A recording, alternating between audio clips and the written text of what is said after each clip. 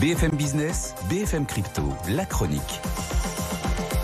Et Antoine, un point sur la tendance pour commencer, le Bitcoin qui a vraiment du mal à se stabiliser.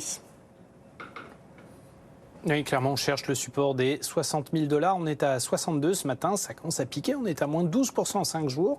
Bon, toujours plus 47% depuis le début de l'année, mais on a beaucoup de mal à retrouver de la dynamique, sans doute l'approche du halving dans 2 jours.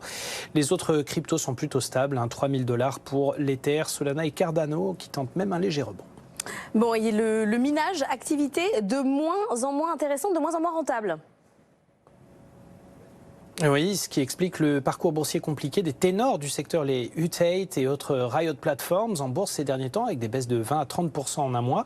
Alors que même si le Bitcoin a subi et subit encore des phases de correction, on reste quand même sur des progrès toujours spectaculaires sur un an. Mais la rentabilité des mineurs se réduit comme peau de chagrin. Alors c'est un peu technique, mais cette rentabilité se mesure en dollars par terahash, le processus de minage en dur du Bitcoin. On était autour des 40 cents par jour pour 1 terahash en 2021. On tombe à 10 cents en ce moment. Une baisse de 75%. Songez qu'au commencement de la montée en puissance des cryptos en 2017, on était à un peu plus de 2 $ et même 3 $ en 2015. C'est vous dire si la montée en puissance et la forte demande a pulvérisé les marges des mineurs et les a obligés à revoir 100 fois leur modèle économique, sans compter la flambée des coûts de l'énergie. Et on a une nouvelle vague de hausse des prix du pétrole à gérer en ce moment.